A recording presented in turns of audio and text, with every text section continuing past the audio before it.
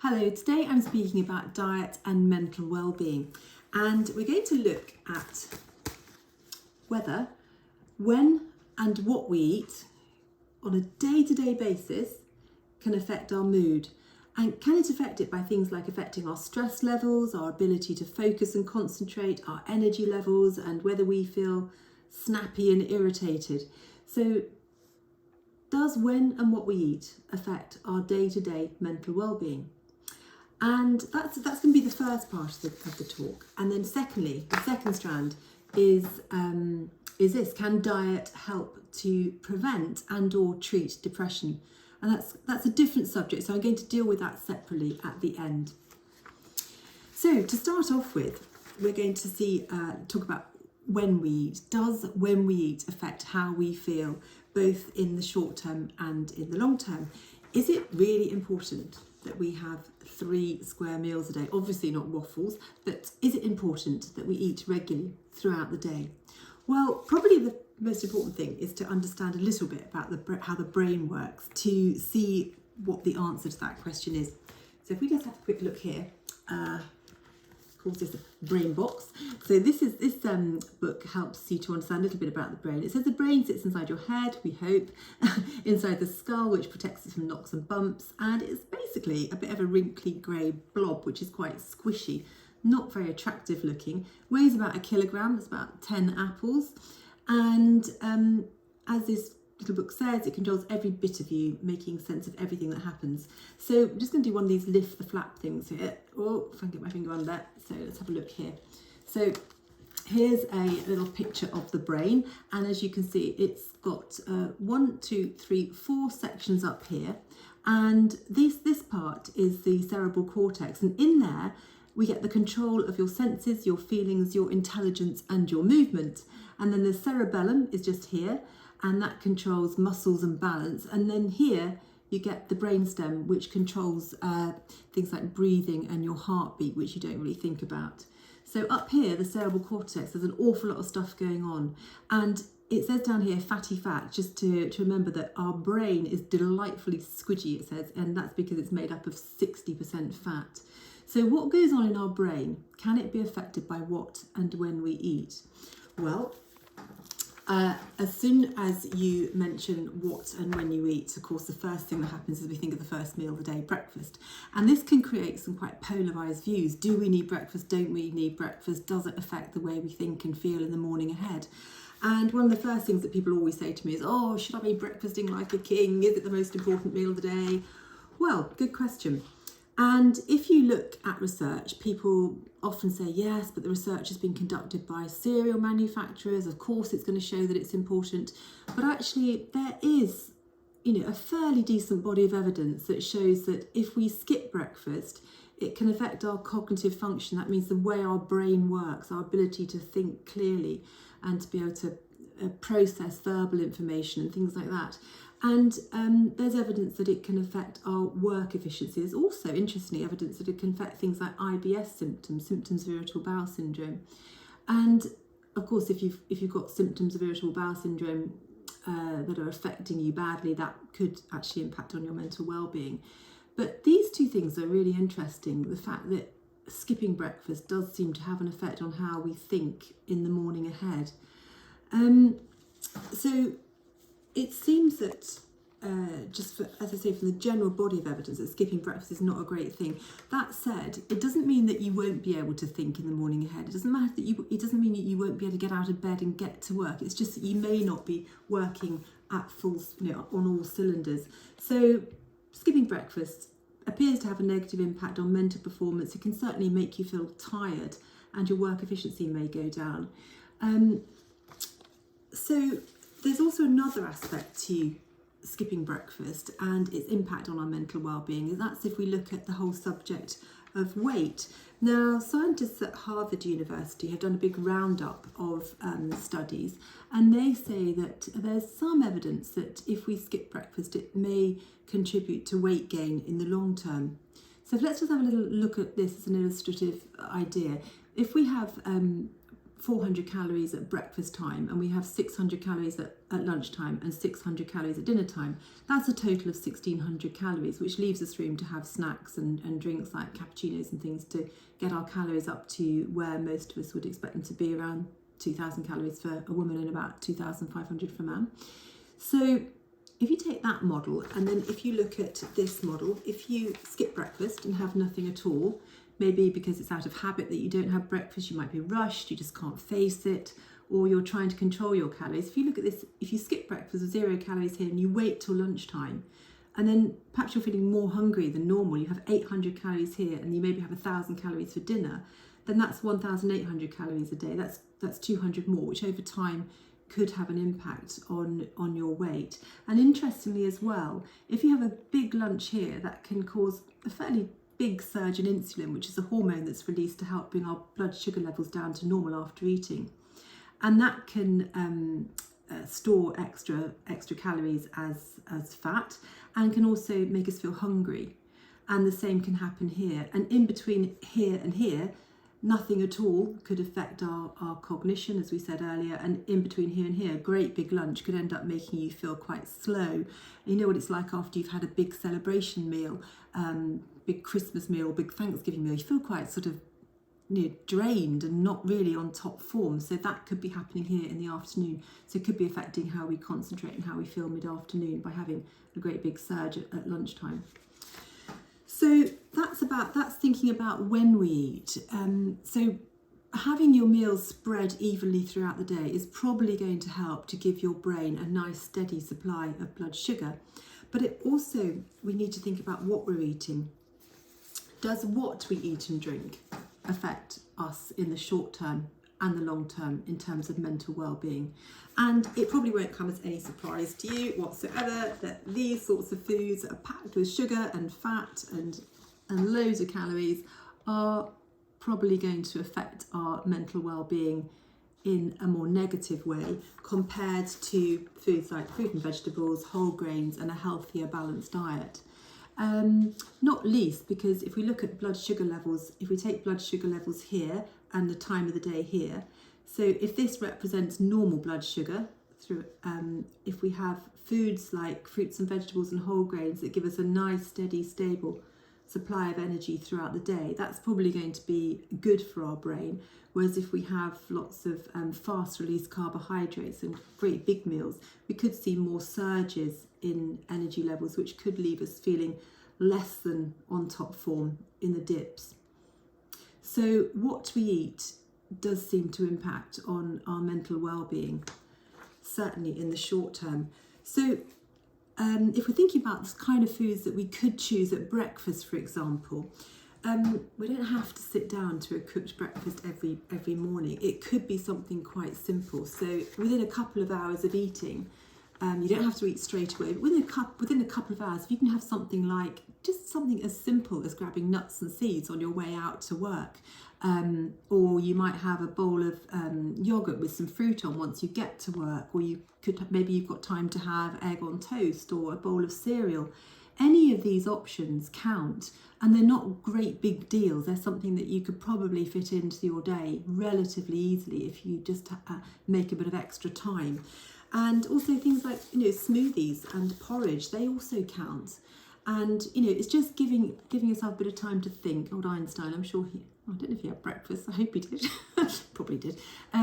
So what you eat is very important, and also making sure that what you drink and when and what you drink, because even mild dehydration can lead to you feeling really quite stressed and out of sorts and not able to concentrate. So having something to drink as well, eating and drinking regularly, is important.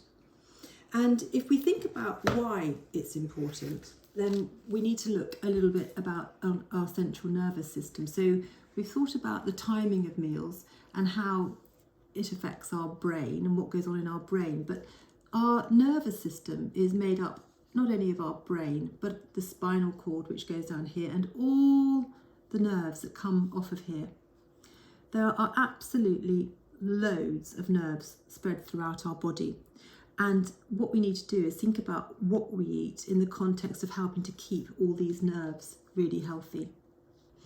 So when we look at this Eat Well guide, which is the way in the UK we depict the whole idea of a healthy, balanced diet, and this will vary pictorially across different countries. Some countries choose to represent a healthy eating picture as a pyramid, with these sorts of foods at the bottom of the pyramid and these sorts of foods, the ones that are full of sugar and fats, at the top of the pyramids, which would mean more of these and less of these at the top. But however a country decides to depict this, what we want to do is think about what these foods mean in terms of the health of our overall nervous system and how that impacts on our mental well-being.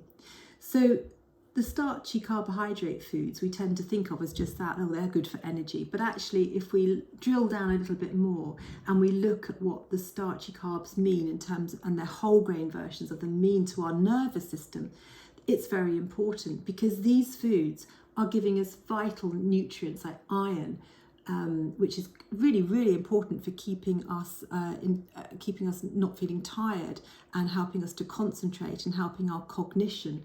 It can affect our IQ if we don't have enough iron. And then B vitamins like niacin, B1 and B6 are really important for energy and keeping those nerves in good condition. And fibre, this is really fascinating. Preliminary research does suggest that the fibre we eat in these, the insoluble fibre in these whole grains, doesn't get digested in our stomachs or our small intestine, but makes it down undigested into our large intestine, our colon, or our gut, as you may also hear it called. And here, this fibre feeds the beneficial bacteria. And it's felt by some researchers that this beneficial bacteria may be able to then increase dopamine levels in our blood. And dopamine is a neurotransmitter that affects our mood. So it could be all of these things together in this group of starchy carbohydrates, which are the whole grain versions, could be profoundly affecting our nervous system and therefore how we feel. And equally, when we get to this section here, this is oils and spreads. Our brain, as you remember, we said at the beginning, is 60% fat. Well, having a good balance between the omega-6 oils, which come from things like sunflower oil, and the omega-3s, which are more prevalent in things like olive oil and flaxseed oil. Getting that balance right is really important so that we don't have an overwhelming amount of omega-6s. If we look at the dairy and alternatives sections, this is a section, milk is a very good source of iodine, the nutrient iodine, which is very important for our nervous system. And then if you don't have dairy, but you have dairy alternatives, then do look for ones that are fortified with iodine. And then if we move to this section, this is beans, pulses, fish, eggs, meat and other proteins. So we tend to think of this as protein foods. They're good for growth. Well, yes, they are, and they're good for maintenance. So we need those for maintaining the structure of our nerves.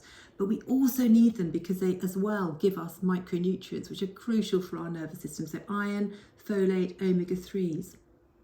And then if we move to this section, there's a tendency to look at that and say, oh, fruit and veg, 5 a day, that's fine, I'm done, that's good for us.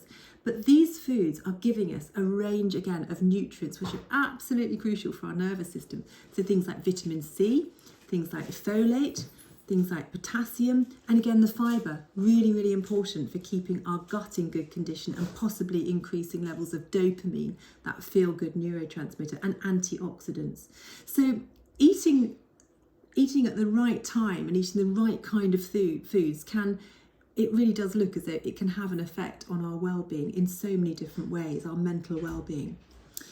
So that's general mental well-being, thinking about what we eat, when we eat, and also, actually, sorry, just nearly forgot, our fluids as well. The type of fluids we have, as well as making sure we drink regularly. Of course, if we're having caffeinated drinks, tea, coffee, any of the energy drinks, what we need to be really sure of is that we're drinking those in moderation, because caffeine can stay in our body for up to 8 hours after we've had a caffeinated drink.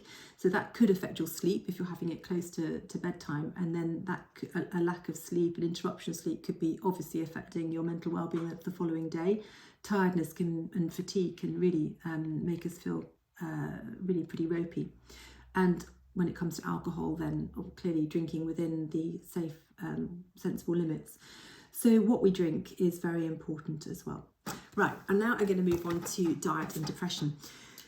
So this is a different subject because obviously depression is a clinical disease, and at no point is it wise to change or do anything in terms of medication. If you've been diagnosed with depression and you're taking medication, it's very important that you don't do anything about making any changes before you speak to your clinician, your medical team. So when it comes to diet and depression, there are two important questions. One, can diet reduce the risk of depression? And number two, can diet treat depression? So two very different questions, and we need to look at each in turn. So I'm just going to mention 4 points in this section. Number one is Berkeley University of California, very well respected university. Several years ago, they came out with a statement where their scientists looked at all the observational studies that had taken place. Observational studies are when scientists look at what people have been eating and drinking, in this case, and they link it up with the risk of a disease like depression. So what these scientists from Berkeley University in California said was, look, observational studies over the years suggest, and it's really important that we look at these little words, suggest, diet can influence the risk of depression. So these studies are suggesting that diet can influence the risk of depression independent of somebody's education level, their socio-economic status, and also other factors which might skew the results. And that's interesting. These scientists are saying, okay, we think there might be a link here between risk of depression and what people eat. But obviously you need to dig a little bit further to see what's behind this hunch. And so number two, I've just pulled out one study here. There are lots of different studies which you can refer to, and much more information in the notes that go with this talk. So this was a study that was published in 2017 in a journal called Nutritional Neuroscience. And what the scientists did was they did a roundup of research again, and they looked at people who followed traditional Mediterranean-style diets, Norwegian-style diets, and Japanese-style diets, which, although different, all tend to have the same characteristics when you get down to the actual nutrients that you eat. And what they looked at was consumption of plant foods and fish. They looked at increasing fruits and vegetables, nuts and seeds, legumes, that's pulses, and whole grains. They looked at the inclusion of omega-3s, which could come from oily fish or flax seeds or walnuts, for example. They looked at replacing unhealthy foods with nutritious alternatives. And they looked at limiting processed foods, fast foods, foods high in sugar, and commercially baked goods and sweets. So what did they find? Well, quite interesting. They came up with this conclusion. They said that although there were a number of gaps in the scientific literature, existing evidence suggests, again, look at the word suggests, that a combination of healthful dietary practices may reduce the risk of developing depression, may reduce the risk. And what they say, it's really important this point, it's imperative to remain mindful of any protective effects that are likely to come from the cumulative effect and the synergistic effects, so working together, of the nutrients that comprise the whole diet, rather than just picking out one nutrient and saying, oh, that's the one that's important, or one single food is important. They're saying it's this whole mix of healthy foods within those traditional diets, Mediterranean, Norwegian and Japanese, that are potentially having this effect. And they say, rightly, because they're scientists, that if the body of evidence grows and extra research shows that they need to go in a different direction, then they would reevaluate this conclusion. But that's certainly what the research was pointing at in 2017. And this led to a statement by the World Health Organization a year later, when they said, okay, this is interesting, we've looked at all of this research as well. You know what, we think that research indicates that decreasing depression risk may be yet another reason to aim for a healthy dietary pattern. So we know healthy eating can help things like reduction of heart disease and stroke, but maybe it's going to be helping to reduce the risk of depression as well.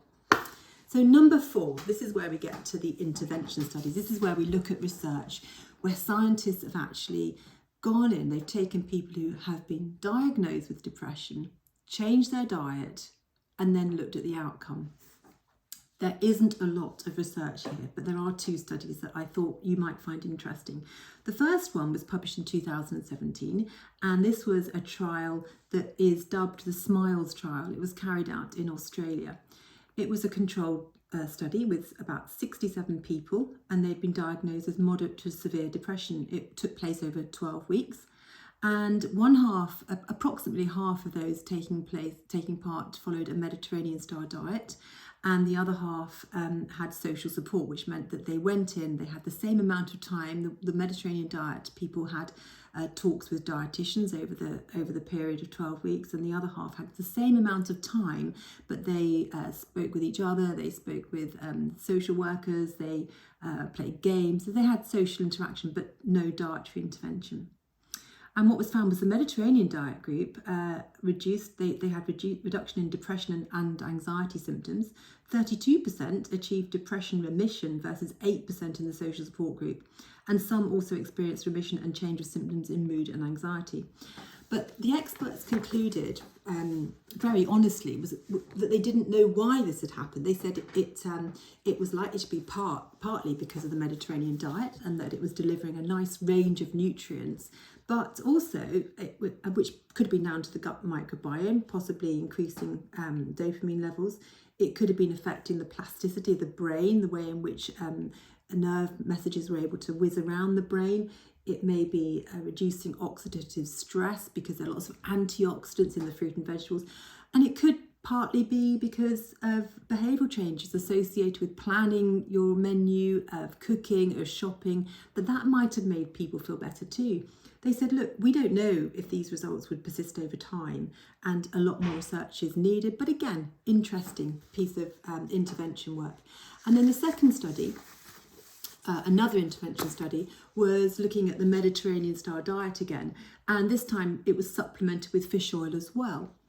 And this was again published in the Nutritional Neuroscience journal. There were 95 adults this time. One group had the Mediterranean diet, one group again had social support, and the diet group also took oily fish supplements. And what was discovered in this research was that people who had the Mediterranean style diet again seemed to have a beneficial effect on their health. So the scientists concluded this is one of the first randomized controlled trials to show healthy dietary changes are achievable, and supplement with fish oil can improve mental health in people with depression. So it's really interesting. There's a lot of research out there that's pointing to the idea that eating a basic healthy diet may reduce the risk of depression and possibly might even help when you have symptoms of depression. So what's the bottom line? Well, we're back to this Eat Well guide again.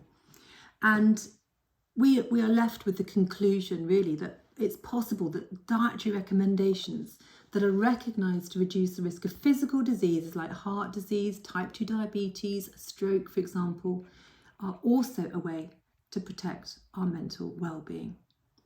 So I found that absolutely fascinating, and I hope you do too. And if you would like some more information, then please do look at the notes that accompany this talk. Thank you.